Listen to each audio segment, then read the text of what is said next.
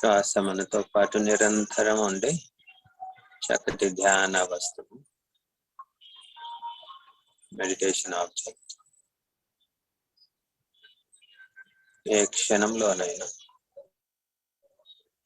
మనస్సును ఏకాగ్రం చేయడానికి చక్కగా ఉపయోగపడుతుంది. సహజమైన శ్వాస తెలియకుంటే దీర్ఘంగా పీలుస్తూ వదులుతూ శ్వాసను గుర్తించండి.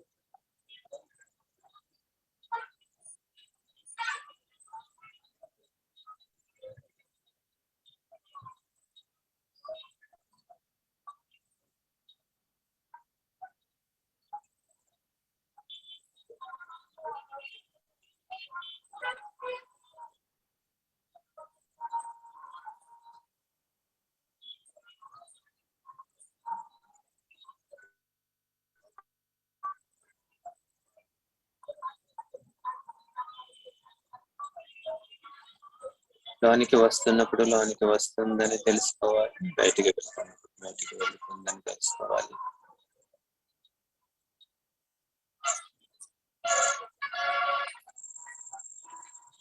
దీర్ఘంగా ఉంటే దీర్ఘంగా ఉందని, హ్రస్వంగా ఉంటే హ్రస్వంగా ఉందని.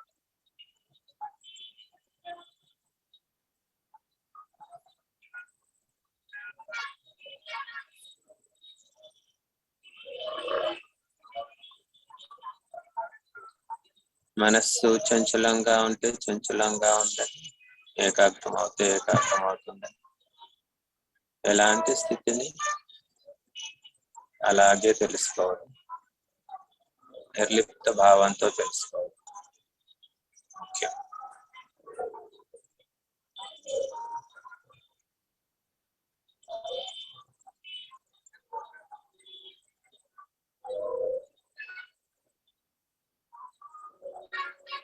శ్వాస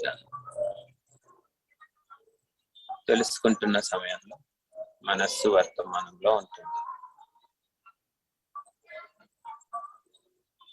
ఈ క్షణంలో శ్వాసలోనికి వస్తుంటే వస్తుంది, బయటికి వెళ్తుంటే బయటికి వెళ్తుంది. ఇది వర్తమానం. దీనిపైన మనసు నిలిచినప్పుడు ఎందుకు ప్రశాంతంగా అనిపిస్తుందంటే, మనస్సు గతంలోకి భవిష్యత్తులోకి వెళ్ళదు కాబట్టి. వచ్చే ఆలోచనలన్నీ గతానికి సంబంధించినవి లేక భవిష్యత్తుకు సంబంధించినవే ఉంటాయి. అవి ఒత్తిడిని కలుగజేస్తాయి. మనస్సు ప్రెజెంట్ మూమెంట్ లో ఉన్నప్పుడే పీస్ఫుల్ గా ఉంటుంది. అది స్పష్టంగా అర్థం చేసుకొని ఎంత వీలైతే అంత ఏ విధంగా అయినా మనస్సును వర్తమానంలో ఉంచే ప్రయత్నం చేయడమే ధ్యానాభ్యాసం.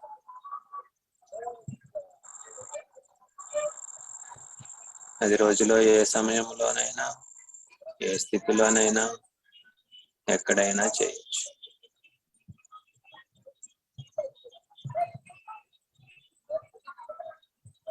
గుర్తు చేసుకోవాల్సింది ఒకటి, నా మనస్సును ప్రెజెంట్ మూమెంట్ లో ఉంచుతాను. ఈ కొద్ది నిమిషాలైనా మనస్సును ఏకాగ్రం చేస్తాను. గతాన్ని భవిష్యత్తును వదిలేసి వర్తమానంలో ఉంటాను అని సంకల్పం చేసి ఆ ప్రయత్నం చేయడమే ధ్యాన అభ్యాసం.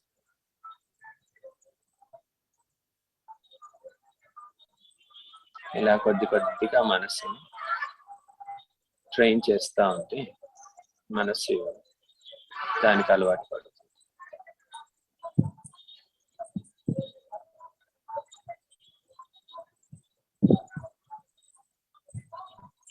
అలా ఎక్కువ సమయం వర్తమానంలో ఉంచగలిగితే మనస్సుని ప్రశాంతత, ఏకాగ్రత పెరుగుతుంది. ఇప్పుడు ఇదే ఏకాగ్రతతో ధర్మశ్రవణం చేద్దాం. ధమ్మపదంలోని కొన్ని గాథల యొక్క అర్థాలను తెలుసుకుందాం.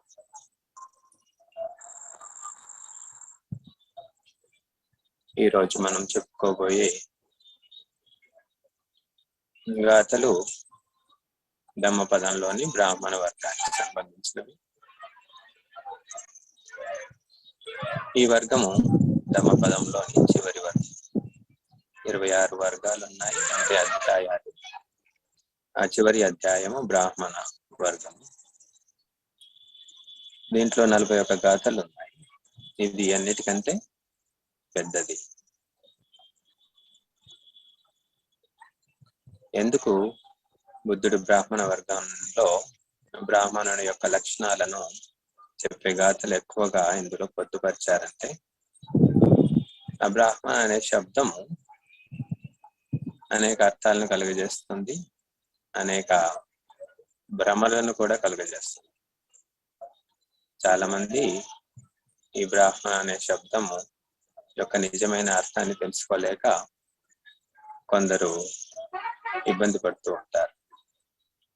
ఈ వర్గంలో ఉన్న గాథలను అర్థం చేసుకున్నట్లయితే మనకు బ్రాహ్మణ అనే శబ్దం యొక్క నిజమైన అర్థం బోధపడుతుంది. మనం ఈ గాథలను అర్థం చేసుకున్నాక మనకు తెలిసే విషయం ఏంటంటే, అరహంతుడు అనే శబ్దం వాడుతూ ఉంటాం భౌతికంలో.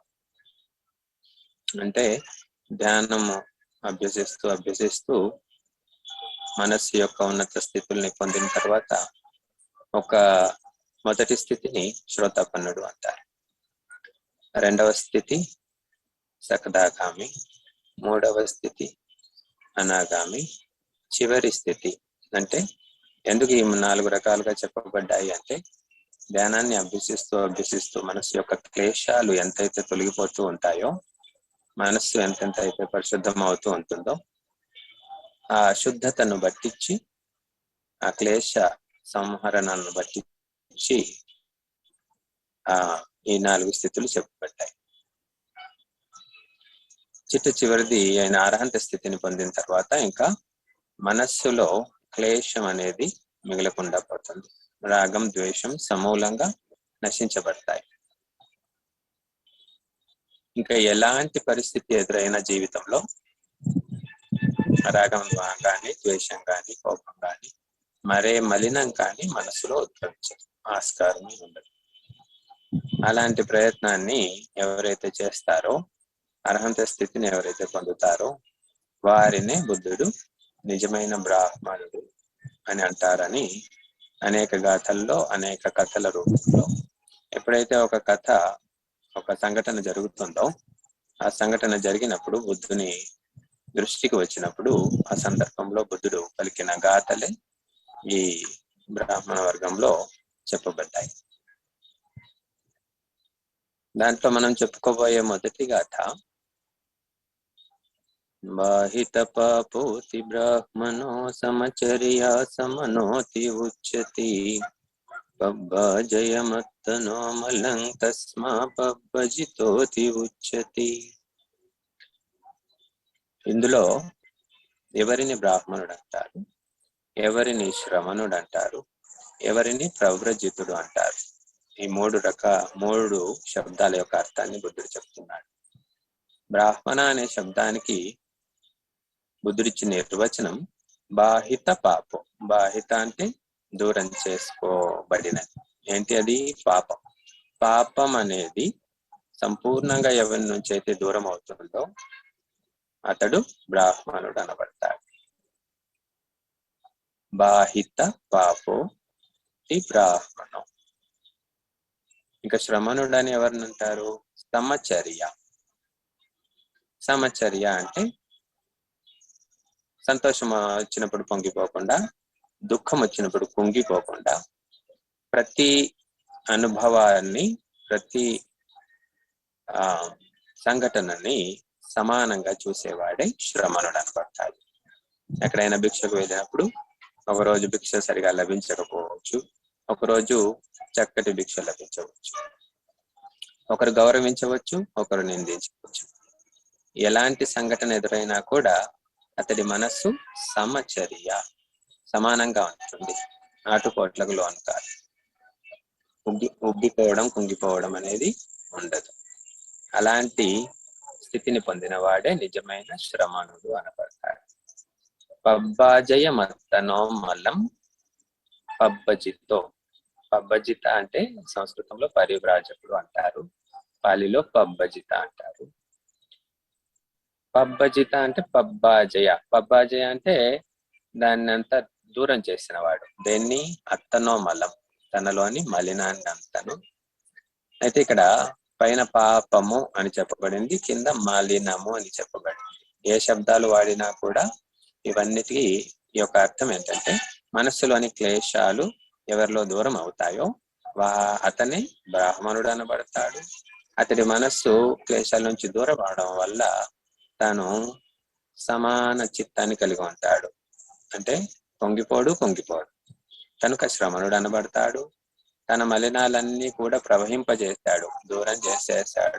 నదిలో ఎలాగైతే మురికి ప్రవహిస్తూ వెళ్ళిపోతుందో అలా తన మలినమంతా కూడా మనస్సు నుంచి దూరం అయిపోయింది, ప్రవహించేసింది. కాబట్టి పరివ్రాజకుడు పబ్బజితుడు అనబడతాడు అని ఈ గాథలో బుద్ధుడు చెప్తాడు.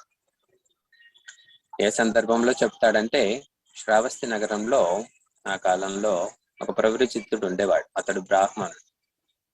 సో అతను ఒకసారి బుద్ధుని దగ్గరికి వచ్చి, మీ భిక్షువులందరినీ మీరు పబ్బజిత అంటారు, నేను కూడా పబ్బజితున్నే, అంటే పరివ్రాజకున్నే, దీక్ష తీసుకున్న వాడిని అంటే దాని సందర్భంలో ఈ గాథ చెప్తాడు అతనికి. ఊరికే దీక్ష తీసుకున్నంత మాత్రాన్ని నిజమైన ప్రవృజితుడు అనబడడు. నిజమైన ప్రవృజితుడు ఎవడంటే తనలోని మలినాలన్నీ కూడా దూరం చేసుకొని ప్రశాంతంగా జీవించేవాడే ప్రవృజితుడు. ఇదే నేను ఫస్ట్ లో చెప్పాను కదా, ఈ లక్షణాలన్నీ కూడా అర్హంతుల్లోనే ఉంటాయి. మనం అర్హంతుడన్నా కూడా, అప్పుడు బ్రాహ్మణుడన్నా, శ్రమణుడన్నా, ప్రవృజితుడన్నా కూడా ఒకే అర్థం వస్తుంది. అదేమంటే తన మనస్సులోని మలినాలు సంపూర్ణంగా దూరం చేసుకోవడం, మలినాలన్నిటినీ కడిగివేయడం, పాపాన్నంతా తీసివేయడం.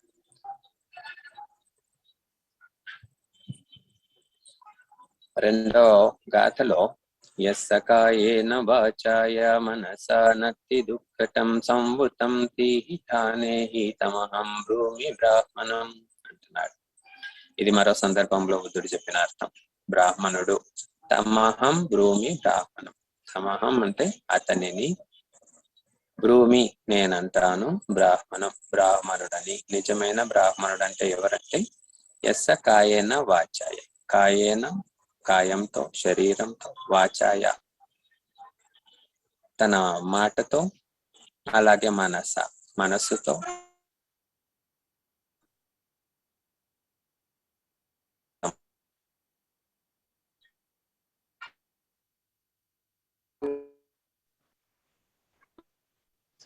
వాయిస్ బ్రేక్ అవుతుంది. మూడింటి ద్వారా కూడా ఎలాంటి దుష్కృతం జరగదు, చెడు జరగదు, తప్పు జరగదు. సంవుతం తీహిఠానేహి, ఈ మూడింటిల్లో కూడా సంయమనం ఉంటుంది. అంటే కోపం రాగానే కొట్టడం, తిట్టడం అనేది చేయడు. సంయమనంగా ఉంటాడు. అలాగే మనస్సులో కూడా రాగద్వేషాలు పెరిగినప్పుడు వాటిని పెరగకుండా అదుపు చేసుకుంటూ ఉంటాడు. దానిని సంయమనం అంటారు. అందుకే మనకు ప్రతి ఒక్కరిలో కూడా రాగద్వేష మోహాలు సహజం, కోపద్వేషాలన్నీ సహజం. ఈర్ష్య, మదం, మాత్సర్యం, అహంకారం, ఇంకా రకరకాలైన ఏవైతే ఉన్నాయో క్లేశాలు, అవన్నీ కూడా సహజంగా ఉంటాయి. కానీ వాటిని సంయమనం చేసుకోవాలి. అవి ఉద్భవించినప్పుడు కొద్దిగా మనస్సును ఏకాగ్రం చేసి వాటి యొక్క లక్షణాన్ని గుర్తించి వాటిని పెరగకుండా చేసుకోవాలి. కోపం రాగానే ఇంకా కంట్రోల్ లేకుండా కొందరు ఊగిపోతూ ఉంటారు. ఎలా అంటే అలా మాట కంట్రోల్ లేకుండా అరిచేస్తూ ఉంటారు. మనస్సు కంట్రోల్ లేకుండా మనస్సు దిగులు పడుతూ ఉంటారు, చంచలంగా ఉంటుంది. శరీరంతో కూడా కొట్టడం, చంపడం లాంటివి కూడా జరిగిపోతూ ఉంటాయి. సో ఎన్నో పొరపాట్లు జరుగుతాయి సంయమనం అన్నట్లే. సో అందుకని ఈ ధర్మం యొక్క ముఖ్య ఉద్దేశం ఏంటంటే మనుషులను సన్మార్గంలో నడిపించడం. అప్పుడు వారి యొక్క జీవితము సంయమనంగా ఉంటుంది. సంయమనంగా ఉండే జీవితం ఉన్నప్పుడు ఇల్లు సుఖంగా గడుస్తూ ఉంటుంది. ఇంట్లో నలుగురు జీవిస్తూ ఉంటారు కలిసి. ఒకటికి ఎక్కువ కోపం ఉన్నట్లయితే వాని వల్ల ఇతరులంతా ఇబ్బంది పడుతూ ఉంటారు. చిన్న చిన్న వాటికే కోపాలు ఎక్కువైపోతూ ఉంటాయి, తిట్టుకుంటూ ఉంటారు, గొడవ పడుతూ ఉంటారు, మనశ్శాంతి లేకుండా పోతుంది ఇంట్లో. సో ధర్మాభ్యాసం ఉన్నట్లయితే ప్రతి ఇంట్లో ఇలాంటి చిన్న కోపం ఉద్భవించినప్పుడు ఇది కోపం ఉద్భవించింది, ఇది నాకు మంచిది కాదు అనే జ్ఞానం ఉంటుంది, అవగాహన ఉంటుంది, సమ్యక్ దృష్టి ఉంటుంది. అప్పుడు కూర్చొని ప్రశాంతంగా మాట్లాడుకొని ఏ పొరపాట్లు అయితే జరిగాయో ఎవరి వల్లనైనా దాన్ని చర్చించుకొని ఇక ముందు జరగకుండా చూసుకుంటే అయిపోతుంది. కానీ దానికి పెద్ద పెద్ద గొడవలు చేసేసుకుంటూ ఉంటారు. అదంతా ఎందుకు జరుగుతుంది అంటే సంయమనం లేదు కాబట్టి. దాన్ని సంవృతం తీహి ఠానేహి. ఈ మూడింటి అంటే కాయ, వాక్కు, మనస్సు, ఈ మూడింటిలో కూడా సంయమనం ఉన్నవాడిని నేను బ్రాహ్మణుడు అంటాను అని చెప్తారు. ఈ గాథ ఏ సందర్భంలో చెప్పాడంటే బుద్ధుడు మహాప్రజాపతి గౌతమి అని బుద్ధుని యొక్క పెంచిన తన తల్లి సిద్ధార్థుడు పుట్టిన 7 రోజుల తర్వాత చనిపోతుంది. ఆ తర్వాత తనను పెంచిన తల్లి మహాప్రజాపతి గౌతమి తనకు పాలిచ్చి పెంచుతుంది. ఆ సమయంలో తనకు కూడా ఒక కుమారుడు పుడతాడు, 5 రోజుల కుమారుడు. అతని పేరు నందుడు. అతడు కూడా తర్వాత భిక్షువై అర్హంతుడవుతాడు. అయితే ఆ నందుడిని ఇతరులకు ఇచ్చేసి పాలివ్వడానికి సిద్ధార్థునికి తను పాలిచ్చి పెంచుతుంది. చూడండి, మామూలుగా తల్లులు తన పిల్లల పట్లే ఎక్కువగా ప్రేమ చూపిస్తూ ఉంటారు. కానీ గౌతమి తన పిల్లవాడిని ఇతరులకు ఇచ్చి సిద్ధార్థుని, ఎందుకంటే వాళ్ళ అక్క చనిపోయింది కాబట్టి తనను తన సొంత కొడుకుగా భావించి పాలిచ్చి పెంచుతుంది. తర్వాత తను కూడా భిక్షుని అవుతుంది. తనే మొదటి భిక్షుని. ఆడవాళ్ళు ఎప్పుడైతే తను మహాప్రజాపతి గౌతమి తర్వాత భార్య యశోధర వీళ్ళంతా కూడా ఇంకా చాలా మంది ఆడవాళ్ళంతా కూడా దీక్ష తీసుకొని ధ్యానాభ్యాసం చేయడానికి బుద్ధుడి దగ్గరికి వస్తారు. మాకు కూడా దీక్ష ఇవ్వండి అంటే బుద్ధుడు నిరాకరిస్తాడు. అదంతా మనకు స్టోరీ తెలిసిన విషయం. అప్పుడు ఆనందుడు కలుగజేసుకొని ఈ విషయాన్ని కూడా గుర్తు చేస్తాడు బుద్ధుడికి. మీరు చిన్నగా ఉన్నప్పుడు మీకు పాలిచ్చి పెంచిన తల్లి ప్రాధేయపడుతుంది, ఆ కృతజ్ఞత భావంతో అయినా కూడా మీరు దీక్షకు అనుమతించండి అంటాడు. దానికి బుద్ధుడు కొన్ని స్త్రీలకు నియమాలు పెట్టి, ఈ నియమాలు భిక్షువులు ఉన్న చోటే మీరు కూడా ఉండాలి, ఒంటరిగా ఉండకూడదు, అలా కొన్ని నియమాలు పెట్టి వారికి అనుమతిస్తాడు. అయితే ఇది ఏ సందర్భంలో వచ్చిన విషయం అంటే, కొంతమంది భిక్షునులు మేమంతా కూడా ఒక నియమబద్ధంగా కొన్ని నియమాలు ఉంటాయి. భిక్షువు కావాలన్నా భిక్షుని కావాలన్నా ఇంతమంది భిక్షువులు ఉండాలి, 5 మంది భిక్షువులు ఉండాలి, భిక్షునులు కావాలంటే భిక్షువులు కూడా ఉండాలి, వారి సముఖంలోనే దీక్ష తీసుకోవాలి, దానికి ఒక ప్రొసీజర్ ఉంటుంది.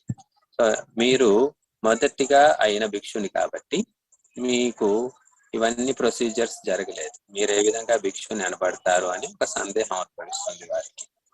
అప్పుడు వారు బుద్ధుని దగ్గరికి వచ్చి వారి సందేహాన్ని చెప్పినప్పుడు బుద్ధుడు నేను ఏవైతే నియమాలు తనకు మొదటిగా ఉపదేశించానో ఆ నియమాలు తాను అభ్యసించిన నాటి నుంచి తాను భిక్షునిగా అయింది, తనే మొదటి భిక్షుని కాబట్టి తనకు ఆ దోషం అంతదు అని వివరిస్తాడు. వివరించి ఈ గాథను చెప్తాడు. ఆ సందర్భంలో మనస్సుతో, శరీరంతో, వాక్కుతో, ఈ మూడింటితో ఎవరైతే పరిశుద్ధులవుతారో, ఎలాంటి తప్పులు చెయ్యరో వారిని నేను బ్రాహ్మణుడు అంటాను అని ఈ గాథ చెప్పి వారికి ధర్మాన్ని వివరిస్తాడు.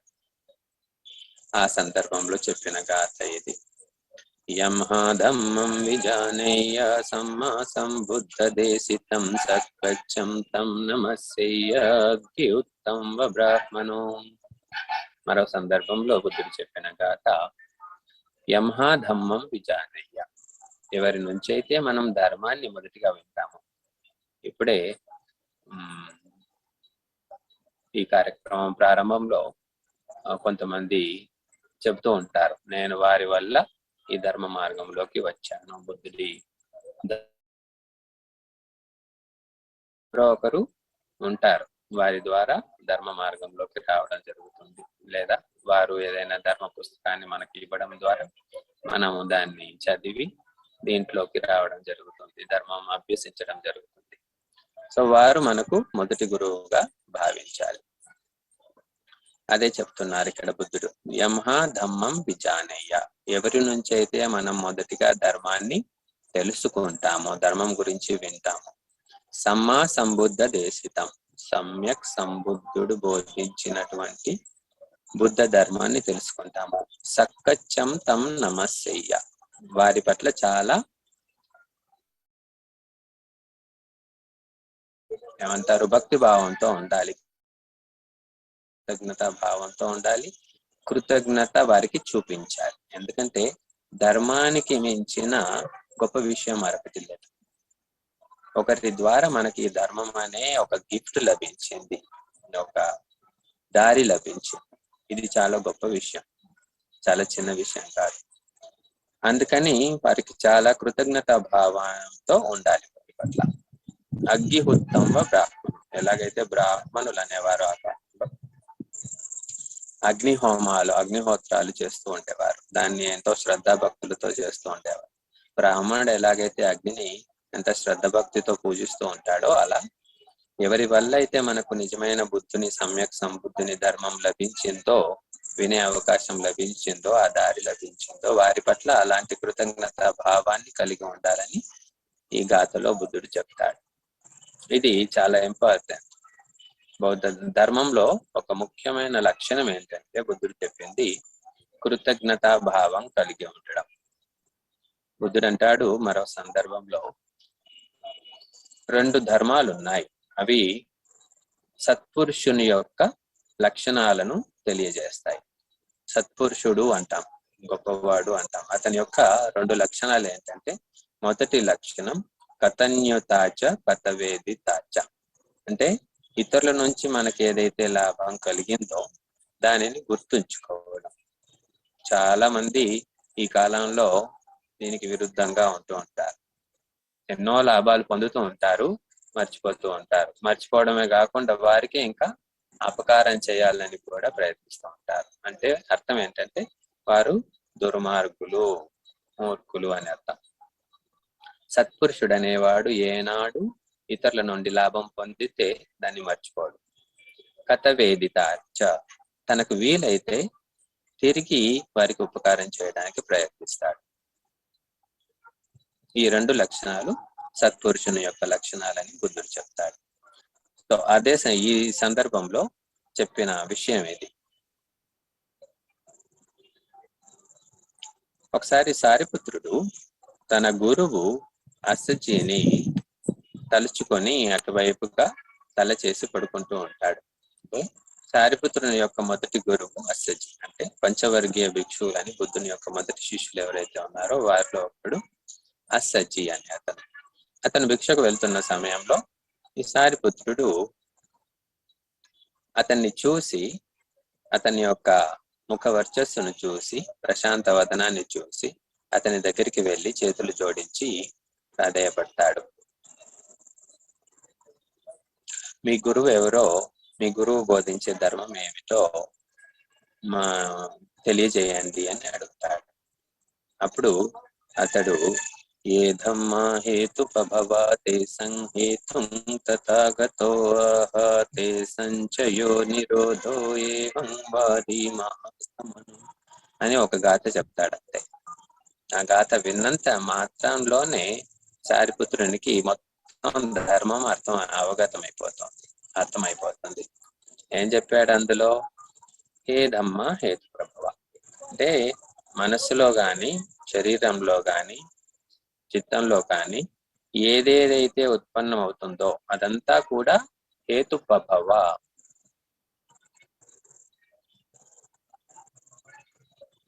వినబడుతుందా? మధ్యలో కొంచెం బ్రేక్ అయింది, ఇప్పుడు వినిపిస్తోంది. Please continue. సో అస్సజీకి సారిపుత్రునికి అస్సజీ ఈ గాథ ఒకటి చెప్తాడు. ఏ ధమ్మ హేతు ప్రభవ. తేసం హేతుం తథాగతో ఆహ. వాటి యొక్క హేతువును అంటే కారణాన్ని తథాగతుడు బోధించాడు అని చెప్తాడు. తేసంచ యో నిరోధో. అయితే ఏదైతే కారణం నుంచి ఉద్భవిస్తుందో ఆ కారణం నశించిన తర్వాత అది నశిస్తుంది. ప్రతిదీ కూడా మనం చూస్తూ ఉంటాం జీవితంలో. ఉద్భవిస్తుంది, పెరుగుతుంది, జీవిస్తుంది, నశిస్తుంది. చెట్టు, మొక్క, జీవి ఏదైనా ప్రతిదీ మనసులో ఉండే ప్రతి ఆలోచన కూడా కారణం ఏదైతే ఉంటుందో ఏదైనా ఉంటుందో ఆ కారణం వల్ల ఆలోచన ఉద్భవిస్తుంది, మళ్ళీ నశించిపోతుంది. కోపం ఉద్భవిస్తుంది, నశించిపోతుంది. కారణం వల్ల ఉద్భవిస్తుంది, మళ్ళీ నశించిపోతుంది. సో ఈ విధంగా ప్రతిది కారణం వల్ల ఉద్భవిస్తుంది అని ఈ గాథలో చెప్పిన తర్వాత సారిపుత్రుడు వెంటనే అర్థం చేసుకుంటాడు ఈ ధర్మం యొక్క గొప్పతనం. అర్థం చేసుకొని తన గురువు గురించి అడుగుతాడు. క్లారిటీ ఉందా? ఎస్, బాగానే వినిపిస్తుందండి.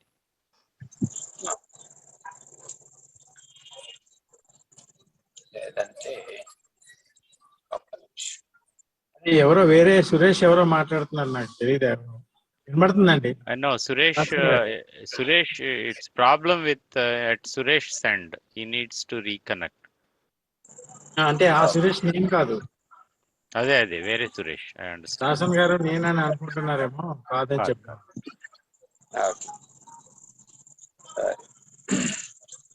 సో అస్సజీ అనే అతను సారిపుత్రునికి ఈ ధర్మాన్ని ఫస్ట్ బోధించాడు కాబట్టి సారిపుత్రునికి అతని పట్ల చాలా కృతజ్ఞతా భావం ఉంటుంది. సో అతడు అస్సజీ అనే అతను ఎక్కడున్నా కూడా అటువైపే తల చేసి పనుకునేవాడు, అతన్ని గుర్తు చేసుకొని జీవితాంతం అలాగే చేసేవాడు.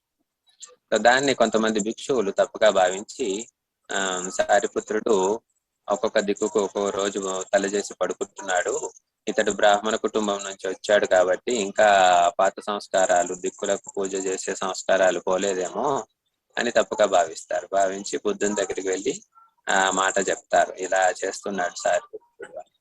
అప్పుడు బుద్ధుడు అలా కాదు, అతడు తన గురువును, మొదటి గురువును అస్సజీని గుర్తు చేసుకొని తను ఏ దిక్కులో ఉన్నాడో ఆ దిక్కులో తల చేసి పడుకుంటున్నాడు గౌరవ భావంతో, కృతజ్ఞతా భావంతో అని వారికి చెప్పి ఈ గాథ చెప్తాడు.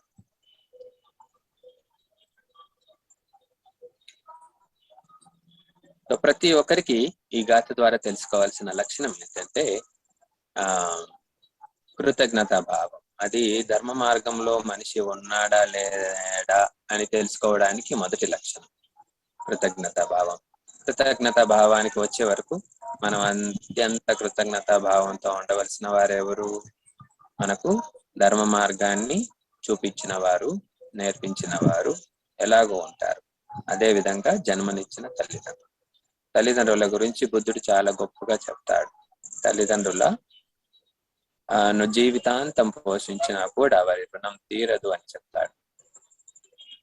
సో ఈ విధంగా మన భావాలు ఉండాలి. మన ధర్మ మార్గంలో మనం నడుస్తున్నప్పుడు మన ఆలోచనలు ఆ విధంగా ఉండాలి. కృతజ్ఞత భావం తప్పకుండా ఉండాలి.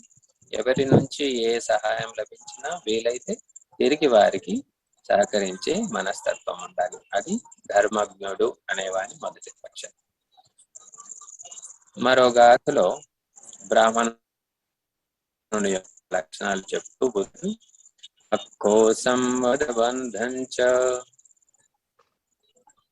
అదుట్టో యోతి తిక్కతి కంటి బలం బలనీకం తమహం భూమి బ్రాహ్మణం. ఇందులో కొన్ని లక్షణాలు బ్రాహ్మణుడు అనేవాడి లక్షణాలు చెప్తాడు. ఈ లక్షణాలు ఉన్నవాడే నిజమైన బ్రాహ్మణుడు అనబడతాడు. కేవలం జన్మించినంత మాత్రాన బ్రాహ్మణ జన్మతో అతడు బ్రాహ్మణుడు అనబడడు అని చెప్తాడు. సో దీనివల్ల ఏమర్థమవుతుంది మనకు? బుద్ధుని కాలంలో అనేక కుటుంబాల నుంచి, చిన్న పెద్ద అన్ని కుటుంబాల నుంచి, అన్ని సాంప్రదాయాల నుంచి, అన్ని కులాల నుంచి, అన్ని వర్గాల నుంచి, అన్ని రకాల పనులు చేసే వారి నుంచి కూడా వచ్చి భిక్షువులుగా మారేవారు. మారి ధ్యానాన్ని అభ్యసించి బుద్ధుని దగ్గర శిక్షణ, అరహంతుల దగ్గర శిక్షణ పొంది ధ్యానాన్ని అభ్యసించి వారు అరహంతులుగా, స్వతపనులుగా ఈ స్థితుల్ని పొందేవారు. పొందడం వల్ల వారు నిజమైన బ్రాహ్మణ్ అనబడేవారు. సో బుద్ధుని యొక్క సంఘం యొక్క గొప్పతనం ఏంటంటే ఇక్కడ కులానికి ఏమాత్రం ఆస్కారం లేదు. ఉదాహరణకు బ్రాహ్మణుడు వచ్చి భిక్షు సంఘంలో కొత్తగా చేరినట్లయితే అతడు ఏ కులం వారు అని చూడకుండా అందరు భిక్షువులకు, సీనియర్స్ అందరికీ కూడా వంగి నమస్కరించాలి. సో అంత సమానత్వం అనేది ఆనాడు బుద్ధుడు సృష్టించిన ఒక గొప్ప రెవల్యూషన్.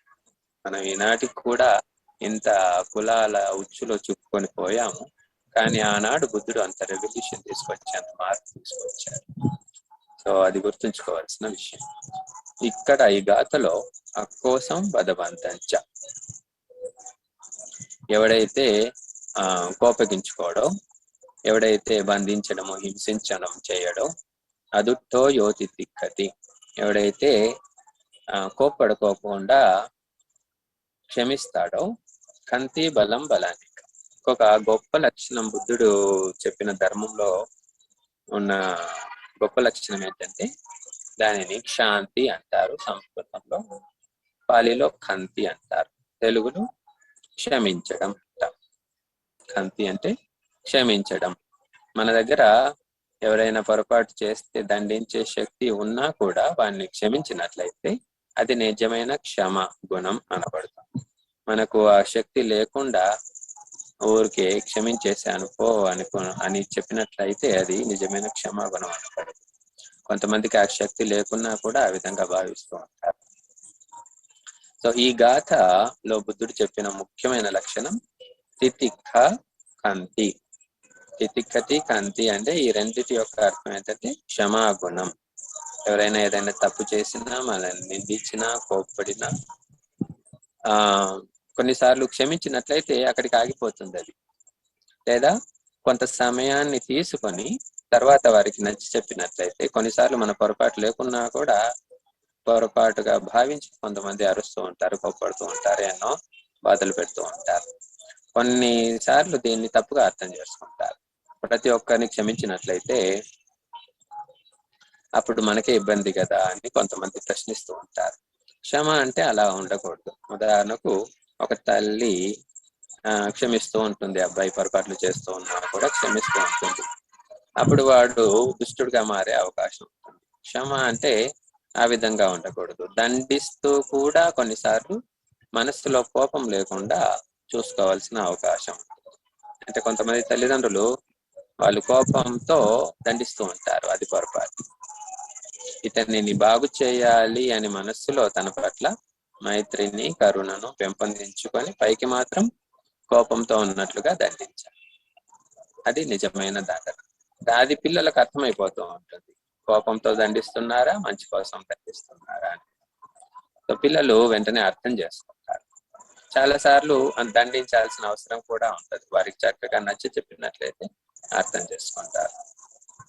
సో ఈ గాథ చెప్పడానికి సందర్భం ఏంటంటే, ఒక భారద్వాజుడు అనే బ్రాహ్మణుని యొక్క భార్య బుద్ధుని యొక్క ధర్మాన్ని అభ్యసిస్తూ ఉంటుంది. అది తనకు చికాకుగా ఉంటుంది.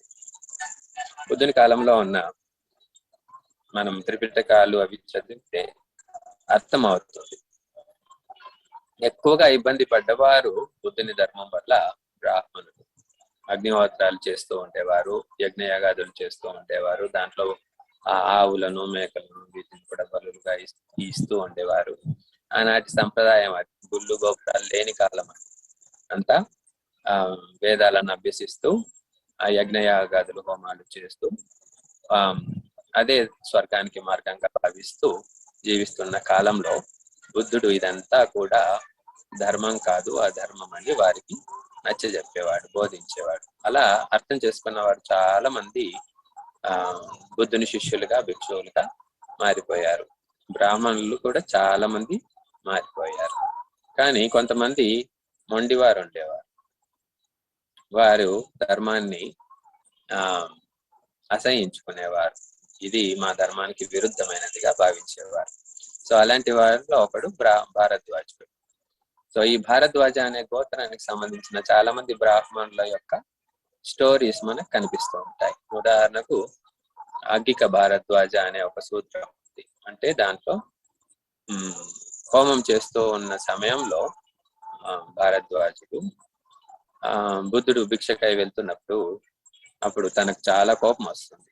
వచ్చి తిట్టేస్తాడు. చాలా ఘోరంగా చండాలుడా అది ఇది అని బాగా తిట్టేస్తాడు. తిట్టేసి సందర్భంలో బుద్ధుడు అతనికి ఆ చండాలుని యొక్క లక్షణం ఏంటో నీకు తెలుసా అని ప్రశాంతంగా అడుగుతాడు. బుద్ధునికి పడ్డన్ని తిట్లు కొంతమంది అంటారు, మరెవరు తిని ఉంటారు. అలా ఎక్కడికి వెళ్ళినా కూడా బ్రాహ్మణులు చాలా అసహించుకునేవారు, కోప్పడేవారు. కానీ ఏనాడు బుద్ధుని యొక్క మనస్సు కొంచెం కూడా దానిని గ్రహించేది కాదు. ఎందుకంటే తన మనస్సులో కరుణ సంపూర్ణంగా నిండిపోయి ఉంది. అక్కడ కోపానికి ద్వేషానికి ఆస్కారం ఉండదు కాబట్టి మైత్రి సంపూర్ణంగా నిండిపోయి ఉంది. అలాగే ఈ భారద్వాజుడు కూడా తన భార్య ఆ విధంగా బుద్ధుని ధర్మాన్ని అభ్యసిస్తుంది. చాలా కోపంతో బుద్ధుని దగ్గరికి వస్తాడు. వచ్చి మీరు ఇలా చేయడం మంచిది కాదు అది ఇది అని అరుస్తాడు. నరిస్తే అతనికి బుద్ధుడు ధర్మాన్ని వివరిస్తాడు, ప్రశాంతంగా వివరిస్తాడు. అప్పుడు తన కోపం చల్లారుతుంది. తను ధర్మాన్ని అర్థం చేసుకుంటాడు. అతడు భిక్షుగా మారిపోతాడు. తర్వాత ఆ విషయాన్ని తెలుసుకున్న తన తమ్ముడు, అతని పేరే చాలా కోపంతో ఉండేవాడు. కోపిష్టి అంటాం కదా మనం మామూలుగా, కొంతమంది కోపం ఎక్కువ ఉన్నవాడు. అలా అతను కూడా వచ్చి వదినను మా అన్నను ఈ విధంగా మార్చేశారు మీరు, అన్న అయితే భిక్షువుగా మారిపోయాడు ఏకంగా అని బాగా తిడతాడు. బుద్ధుడు దగ్గరికి వచ్చేసి తిడితే బుద్ధుడు ప్రశాంతంగా వింటాడు. విని అతని కోపం కొంచెం, ఎంతసేపు తిడతారు ఎవరైనా, తిట్టి గొంతు నొప్పేస్తుంది. సో కొంతసేపటికి వాళ్ళు చల్లబడతారు. అప్పుడు బుద్ధుడు ప్రశాంతంగా అడుగుతాడు, మీ ఇంటికి ఎవరైనా ఏదైనా గిఫ్ట్ తీసుకొని వస్తే ఏం చేస్తావు భారద్వాజ అంటాడు. తీసుకుంటావా తీసుకోవా అంటాడు. తీసుకుంటాను. ఒకవేళ తీసుకోకపోతే ఏమవుతుంది? ఆ గిఫ్ట్ ఏమవుతుంది తీసుకోకపోతే? అతనే తెచ్చినవాడే తీసుకొని వెళ్ళిపోతాడు మళ్ళీ అని కోపంగా అంటాడు. ఇంకా కోపం పూర్తిగా చల్లారలేదు. సో అప్పుడు బుద్ధుడు ప్రశాంతంగా, నువ్వు చాలా గిఫ్ట్స్ తీసుకొని వచ్చావు నాకు తిట్ల రూపంలో, వాటిలో ఏ ఒక్కటి కూడా నేను స్వీకరించలేదు. అయితే ఏమవుతుంది, ఆ గిఫ్ట్స్ అన్ని నీతో పాటే ఉంటాయి అని అంటే అతనికి అర్థమైపోతుంది. అతడు తిట్టినా కూడా బుద్ధుని యొక్క ముఖాన్ని చూస్తూ తిడుతున్నాడు కదా. బుద్ధుని యొక్క ముఖంలో ఏమాత్రము భేదం తేడా కనిపించట్లేదు. ప్రశాంతంగా ఉంది, మైత్రిపూరితంగా ఉంది, నిర్మలంగా ఉంది. ఏ మాట కూడా బుద్ధుని ఎలాంటి ప్రభావం చేయట్లేదు. అది అర్థమవుతుంది ఇతనికి. సో బుద్ధుడు ఆ మాటలు చెప్పగానే కాళ్ళపై పడి ప్రాధేయపడతాడు, క్షమించుకుని కోరతాడు. సో ఈ విషయం తెలుసుకున్న మరొక ఇద్దరు తమ్ముళ్ళు, సో వాళ్ళు మొత్తం నలుగురు అన్నదమ్ములు బ్రాహ్మణులు, అందరూ కూడా ఈ విధంగా వచ్చి కోపంతో వస్తారు, బుద్ధునితో వాదిస్తారు, తిడతారు. మళ్ళీ బుద్ధుని యొక్క ప్రశాంతత ముందు వారు దాసోహం అయిపోతారు. సో ఆ విధంగా నలుగురు భారద్వాజులు కూడా భిక్షువులుగా మారిపోతారు, వాళ్ళు బ్రాహ్మణులు. సో ఆ సందర్భంలో బుద్ధుడు చెప్పిన గాథ ఇది. శాంతి బలం, మైత్రితో కూడిన క్షమాగుణం, ప్రేమ గుణం పెంపొందించుకున్నట్లయితే చాలా మంది కూడా చాలా గొడవలన్నీ తగ్గిపోతాయి, ప్రశాంతంగా మనుషులు జీవించవచ్చు అనే సందర్భంలో చెప్పిన విషయం. సో ఇది ఎవరిలో ఉంటుందో అతడు నిజమైన బ్రాహ్మణుడు. చిన్న పెద్ద వాటికి కోపడుతూ అరుస్తూ అందరినీ తిడుతూ అసహించుకుంటూ నాదే గొప్ప కులం అని చెప్పుకుంటూ తిరిగేవాడు బ్రాహ్మణుడు కాదు. సో నిజమైన బ్రాహ్మణుడు జ్ఞాన సంపన్నుడుగా ఉంటాడు, ప్రేమయుక్తుడై ఉంటాడు, అందరినీ సమానంగా చూసేవాడు ఉంటాడు, తన మనసులో ఎలాంటి మలినం ఉండదు, ప్రశాంతంగా జీవిస్తాడు, క్షమాగుణం ఉంటుంది, ఇలా అన్ని గుణాలతో యుక్తుడైన వాడే నిజమైన బ్రాహ్మణుడు అని చెప్పాడు. మరో గాథలో అక్కోధనం వర్తవంతం శీలవంతం అనుసదం దంతం అంతిమ శారీరం సమహం భూమి బ్రాహ్మణం. ఈ గాథలన్నీ చూసినా కూడా మనకు అన్నిట్లో కూడా మనసు యొక్క మన ప్రశాంతత, మనసు యొక్క నిర్మలత్వం, శరీరంతో, మాటతో, చేష్టలతో, మనస్సుతో, ఇవన్నిటిలో కూడా ప్యూరిటీ కనిపిస్తుంది. ఎవరిలో అయితే ప్యూరిటీ ఉంటుందో అతన్నే బుద్ధుడు బ్రాహ్మణుడిగా చెప్తున్నాడు. సో ఈ గాథ సారిపుత్రుడు ఒకసారి భిక్షకై తన సొంత ఇంటికే వెళ్తాడు. తన ఊర్లో తన ఇంటికి వెళ్తాడు చాలా కాలం తర్వాత ఇతర భిక్షువులతో కలిసి. సో ఇంటి ముందు భిక్షకై నిలబడ్డ సమయంలో తల్లి సారి అనే తల్లి, అంటే తల్లి పేరు మీదనే సారిపుత్రుని సారిపుత్ర అంటారు. సో సారి అనే తల్లి తనని ఇంట్లోకి పిలుస్తుంది, భిక్షువుల్ని కూడా ఇంట్లోకి పిలుస్తుంది. తాను ఇంతవరకు ఆ బుద్ధుని శిష్యురాలుగా మారలేదు, ధర్మంలోకి రాలేదు. తను ఇంకా పాత వేద సంప్రదాయంలోనే, సనాతన సంప్రదాయంలోనే జీవిస్తూ ఉంది, దాన్ని అభ్యసిస్తూ ఉంది, వేద పరంగానే జీవిస్తూ ఉంది. సారిపుత్రుడు భిక్షువుగా మారినా కూడా తనకి ఇంకా ధర్మం అర్థం కాలేదు. తను ఇంకా దిగులు పడుతుంది, ఇబ్బంది పడుతుంది. అది మన జీవితాల్లో కూడా కనిపిస్తూ ఉంటుంది. మనకు ధర్మం అర్థమైంది, మనం అభ్యసిస్తున్నాము, ఇంట్లో ఇంకా వేరే సంప్రదాయాలను అభ్యసించే వారు ఉంటారు. చాలా మందికి ఇబ్బందికరంగా ఉంటుంది. అది కొన్నిసార్లు వాద వివాదాలు కూడా జరుగుతూ ఉంటాయి. సో నిజమైన ధర్మం తెలిసేంత వరకు ఇది ఆ కాలం నుంచి ఈ కాలం వరకు జరుగుతూ ఉంటుంది. అది తప్పదు. సో తల్లి తనను ఇంట్లోకి పిలిచిన తర్వాత తిడుతూ వడ్డిస్తుంది. నువ్వు ఎంత పని చేసావు. మామూలుగా తల్లులు ఏంటంటే పిల్లవాడు ఎంత ఎదిగినా, ప్రైమ్ మినిస్టర్ అయినా కూడా ఇంకా పిల్లవాడిగానే భావిస్తూ ఉంటారు తల్లి. అలాగే సారిపుత్రుడు అర్హంతుడైనా కూడా ఇతర భిక్షులతో పాటు వచ్చినా కూడా ఒకవైపు వడ్డిస్తుంది, ఒకవైపు కొంచెం ఇబ్బందికరంగా మాట్లాడుతుంది. ఇంత పని చేశావు, మన సంప్రదాయం ఏంటి, మన ఆచార వ్యవహారాలు ఏంటి, మనం ఎంత గొప్ప బ్రాహ్మణులము, మనకి ఎంత ఆస్తి ఉంది, ఇవన్నీ వదిలేసి నువ్వు ఇలా భిక్ష తీసుకొని తిరుగుతూ ఉన్నావు, భిక్షు.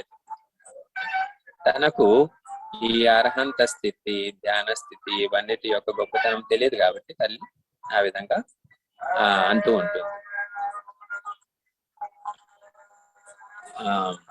తర్వాత చివరిగా సారిపుత్రుడు తన పరినిర్వాణం అంటే ఇంకా తను చాలించే ముందు తల్లిని కలుస్తాడు.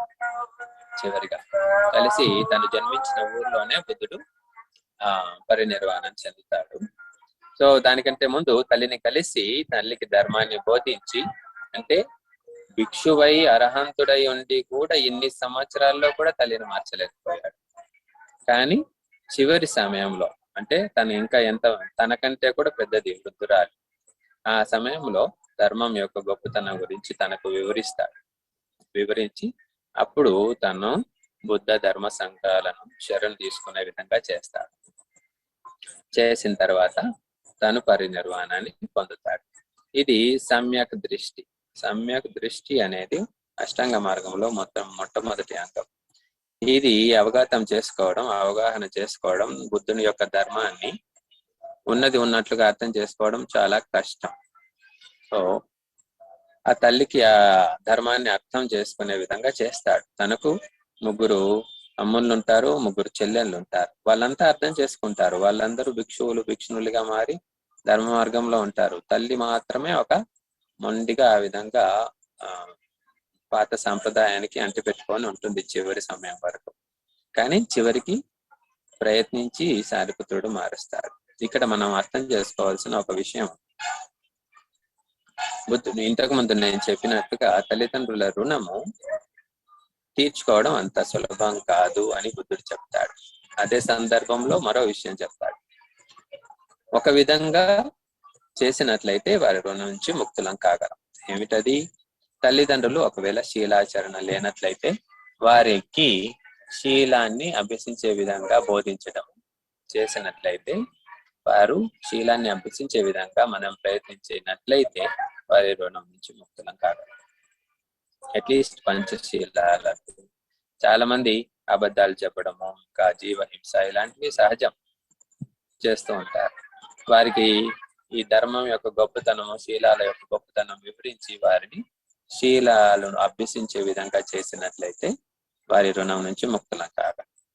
ఒకవేళ వారు శీల సంపన్నులే, సదాచార సంపన్నులే, ఎలాంటి దురాచారం లేదు, దుర్వ్యవహారం లేదు, కానీ ధ్యాన సమాధి అభ్యాసం లేదు, ధ్యానం యొక్క అభ్యాసం లేదు, మామూలుగా జీవిస్తున్నారు. అలాంటి వారికి ధ్యానాన్ని నేర్పించగలిగితే లేదా ధ్యానం పట్ల రుచి పెంచగలిగితే అప్పుడు వారు ధ్యానంలో స్థిరపడగలిగితే మన కారణంగా వారి రుణం నుంచి ముక్తులం కాగలరు. శీలం, ధ్యానం ఉంది కానీ ప్రజ్ఞ లేదు, ప్రజ్ఞ విపස්සన యొక్క జ్ఞానం లేదు. అప్పుడు వారికి ఆ జ్ఞానాన్ని కలగజేసినట్లయితే రుణముక్తులం కాగలుగుతామని బుద్ధుడు ఈ విధంగా చెప్తాడు. మరే విధంగా కూడా సంపూర్ణంగా రుణముక్తులం కాలేము అంటాడు.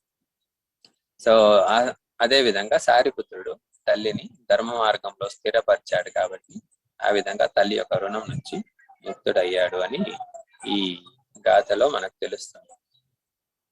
అక్కోధనం వతవంతం, శీలవంత, శీలాన్ని చక్కగా అభ్యసించేవాడు, ఎలాంటి తృష్ణను తనలోకి రానియని వాడు, క్రోధాన్ని దూరం చేసిన వాడు, చక్కగా జీవితాన్ని గడిపేవాడు, తన ఇంద్రియాలను సంయమనంలో ఉంచుకునేవాడిని దంతం అంటారు. అంతిమ శారీరం, అంతిమ శారీరం అనేది ఎవరికి ఉంటుంది? శరీరం చివరిగా ఉండేది ఎవరికి? ఇంకా మరో జన్మ లేకుండా అర్హంతునికే. సో అతన్ని అంతిమ శరీరం అంటారు. అతన్ని నేను నిజమైన బ్రాహ్మణుడు అంటాను అంటారు. ఈ విధంగా బుద్ధుడు చెప్పిన గాథల యొక్క అర్థం ఏంటంటే అర్హంతుడు అనేవాడే నిజమైన బ్రాహ్మణుడు.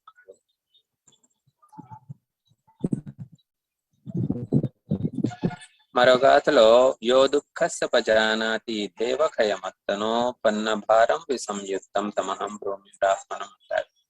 దుఃఖం యొక్క సంపూర్ణ జ్ఞానం, ఎన్ని రకాలైన దుఃఖాలు ఉన్నాయో, శారీరక, మానసిక, చిన్న పెద్ద దుఃఖాలన్నీ ఉన్నాయో, కుటుంబంలో ఉండే దుఃఖాలు, బయట ఉండే దుఃఖాలు, ఇవన్నీ కూడా శరీరానికి సంబంధించినవి, మనసుకు సంబంధించినవి, అనేక రోగాలకు సంబంధించిన దుఃఖాలు అయితే ఏవైతే ఉన్నాయో, ఇక చివరిగా చెప్పుకోవాలంటే పంచస్కంధాలకు సంబంధించిన నిజమైన సూక్ష్మమైన దుఃఖం ఏదైతే ఉందో, అంటే ఒక ఆలోచన పుట్టడం కూడా దుఃఖమే అని తెలుస్తుంది. ధ్యానంలో మనసు ఏకాగ్రమైన తర్వాత ఒక ఆలోచన కలిగినట్లయితే అది కూడా చాలా ఇబ్బందికరంగా ఉంటుంది. అంతేగాని మనం నిరంతరం ఒక రోజులో లక్షల కొలది ఆలోచనలు చేస్తూ ఉంటాం, మనకు దుఃఖంగా అనిపించదు. కానీ ఏకాగ్రత పొందిన ధ్యానికి ఒక ఆలోచన కూడా చాలా దుఃఖకరంగా, ఇబ్బందికరంగా అనిపిస్తూ ఉంటుంది. ఈ దేవఖయమతను అదే విధంగా ఆ దుఃఖాన్ని సంపూర్ణంగా ఎవరైతే దూరం చేస్తారో పన్న భారం విసంయుక్తం తమహం భూమి. ఇక్కడ కూడా ఈ లక్షణాలన్నిటి యొక్క అర్థం ఏంటంటే అర్హంతున్నే నేను నిజమైన బ్రాహ్మణుడు అంటాను అని అర్థం. ఈ గాథ ఏ సందర్భంలో చెప్పాడంటే, ఒక బ్రాహ్మణుని దగ్గర ఒక సేవకుడు ఉంటాడు. అతడు ధర్మం యొక్క గొప్పతనం తెలుసుకొని ఆ సేవా కార్యం నుంచి కార్యాన్ని వదిలేసి వెళ్ళి భిక్షువు అవుతాడు. భిక్షువై ధ్యానం చాలా పట్టుదలతో చేసి అర్హంతుడు అవుతాడు. అర్హంతుడైన తర్వాత బుద్ధునితో కలిసి భిక్షకు వెళ్తూ ఉంటాడు. వెళ్తున్న సమయంలో ఏ బ్రాహ్మణుని దగ్గర ఇతడు పనిచేసేవాడో అతడు గుర్తిస్తాడు. గుర్తించి నువ్వు ఇలా వెళ్ళిపోయావు, రా మళ్ళీ తిరిగిరా అని కొంచెం ఇబ్బంది పెడుతూ ఉంటాడు. ఇబ్బంది పెడితే బుద్ధుడు అతన్ని ఆపి, ఇతడు అర్హంతుడయ్యాడు, ఇతని స్థితి నీకు అర్థం కాదు, ఇతని మనస్సు యొక్క స్థితి, అర్హంత స్థితి అనేది జీవితం యొక్క అంతిమ లక్ష్యాన్ని ఇతడు పొందాడు, అది నీకు అర్థం కాదు, అతన్ని ఇబ్బంది పెట్టకు అన్నప్పుడు అతడు క్షమించమని అడుగుతాడు. సో ఈ విధంగా ఇక్కడ కూడా మనకు అర్థం అవుతుంది. సేవకులు కానివ్వండి, రోడ్లు ఊడ్చేవారు కానివ్వండి, ఇంకా అనేక రకాలైన చిన్న చిన్న వృత్తులు చేసే బాకీ వారు అంటారు, అలాంటి వారు కూడా భిక్షు సంఘంలో చేరి అర్హంత స్థితి వరకు కూడా వెళ్ళగలిగారు. అంటే ఇప్పుడు ఎందుకు వెళ్ళట్లేదండి అని కొంతమందికి సందేహాలు వస్తూ ఉంటాయి. ఆ కాలంలో ఎవరిని చూసినా అర్హంతులు అయిపోతారు. చిన్న చిన్న 7 ఏళ్ల పిల్లలు కూడా ధ్యానం చేసి అర్హంతులు అయిపోయారు. ఈ కాలంలో ఎందుకు జరగట్లేదు అది ఇంతకు జరుగుతుందా జరగదా అనే సందేహాలు వస్తూ ఉంటాయి త్రిపిటకాలు చదువుతున్నాం. అదే ఆ కాలంలో ఒక స్టోరీ ఏంటంటే, బుద్ధుడు ఎప్పుడైతే జన్మిస్తాడో ఆ పుణ్య సంచయం ఉన్న వాళ్ళందరూ కూడా బుద్ధుని చుట్టుపక్కల జన్మిస్తూ ఉంటారు. అంటే వారు ఆ సంకల్పం తీసుకుంటూ ఉంటారు. బుద్ధుని కాలంలో, బుద్ధుని సమ్ముఖంలో నేను బుద్ధుని ద్వారా ధర్మాన్ని నేర్చుకొని అర్హంతత్వాన్ని పొందాలి అనే సంకల్పం తీసుకొని వారు ఈ పారమితులను పూర్తి చేస్తూ ఉంటారు. ఆ పారమితులను పూర్తి చేసిన వారు ఆ విధంగా బుద్ధుని చుట్టుపక్కల ఆ ఊర్లలో ఆ విధంగా జన్మిస్తూ ఉంటారు. ఇప్పుడు మనం కూడా చాలా మందికి ఇది బుద్ధుని ధర్మం చాలా గొప్పదని చెప్తూ ఉంటాం. ఎందుకు ప్రతి ఒక్కరికి అర్థం కాదు? మరి అందరు తెలియగల వారే కదా, ఎంతో చదువుకున్న వారే, ప్రతి ఆ లౌకిక విషయాల్లో చాలా లాజిక్ గా మాట్లాడుతూ ఉంటారు, చాలా క్వశ్చన్స్ వేస్తూ ఉంటారు. కానీ ధర్మం విషయానికి వచ్చే వరకు, సంప్రదాయం విషయానికి వచ్చే వరకు, క్యాస్ట్ విషయానికి వచ్చే వరకు వారి లాజిక్ అంతా కూడా బుట్టలో పక్కన పడేస్తారు. ఏమీ పని చేయదు లాజిక్. అది ఎందుకంటే వారికి ఆ సంస్కారాలు అంటాం, సంస్కారాలు ఉండవు, పుణ్యపారమితులు ఉండవు. ప్రతి ఒక్కరూ విపස්සనకు వెళ్ళి ధ్యానం చేసి ఆ గొప్ప అనుభూతుల్ని పొందలేరు. ప్రతి ఒక్కరు ఎంత ప్రయత్నించినా కూడా ప్రతి ఒక్కరికి ఆ అనుభూతులు కలగవు. కొందరికి త్వరగా కలుగుతాయి, కొందరికి ఎక్కువ సమయం పడుతుంది.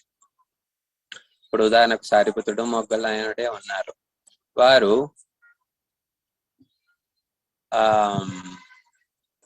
మొగ్గలాయనుడు 7 రోజుల్లో అర్హంతుడయ్యాడు. సారిపుత్రునికి 2 వారాలు పట్టింది, 15 రోజులు పట్టింది. ఎందుకలా అంటే సారిపుత్రులను ఈ యొక్క జ్ఞానము పెంపొందింది. ధ్యానం చేస్తూ చేస్తూ చేస్తూ తను బుద్ధుని తర్వాత బుద్ధుడంత జ్ఞానాన్ని సంపాదించాడు అని